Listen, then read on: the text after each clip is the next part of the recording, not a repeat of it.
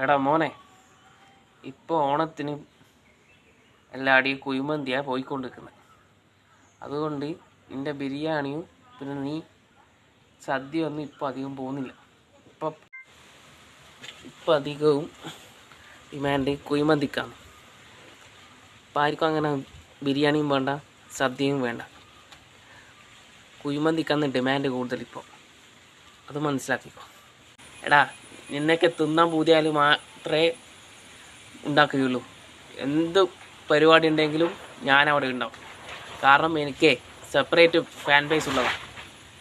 എടാ, മട്ടൻ ബിരിയാണി, കോഴി ബിരിയാണി, അങ്ങനെ എത്ര ബിരിയാണികളാ. അന്നെ ഓർക്കുമ്പോൾ തന്നെ ആൾക്കാർക്ക് വായിന്ന് വെള്ളം വരും. അന്നേരം നിൻ്റെ ഉണക്ക കുഴിമന്തി. പിന്നെ കൊല്ലത്തിലൊരിക്കൽ മാത്രം വരുന്ന ഓണത്തിനുണ്ടാകും. പിന്നെ കൊല്ലത്തിൽ ഒരിക്കൽ വരുന്ന എൻ്റെ സഹോദരൻ സദ്യ. അങ്ങനെ രണ്ടാളും കഴിച്ചിട്ടേ നീ ഇവിടെ ഉള്ളൂ. അതോർത്തോ നീ. പിന്നെ മറ്റോന് ഈ ഓണത്തിന് ഞാൻ തന്നെയാണ് കൊണ്ടു. അത് നീ ഓർത്തു. എന്താടാ, ഇതേ പറഞ്ഞു തീർന്നില്ല, ഇതാ വരുന്ന്. അപ്പം ഈ പ്രാവശ്യത്തെ ഓണവും അവൻ തന്നെ കൊണ്ടുപോയി. ദേണ്ടടാ, അവൻ വരുന്ന്. ഈ പ്രാവശ്യത്തെ ഓണവും കുശാലാക്കാന്ന് വിചാരിച്ചാ. അതും പോയി. ഇപ്പം നോക്കിയാൽ ഇവൻ തന്നെയല്ലേ മെയിനാവല്. ഈ പ്രാവശ്യം ഒന്ന് വിലസാന്ന് വിചാരിച്ചാ. അപ്പം അതും കൊണ്ടുപോയി. I am back.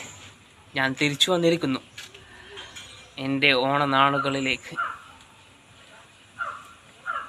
എന്താണ് സുഹൃത്തുക്കളെ, ഈ ഓണത്തിന് നിങ്ങൾ രണ്ടാളെയും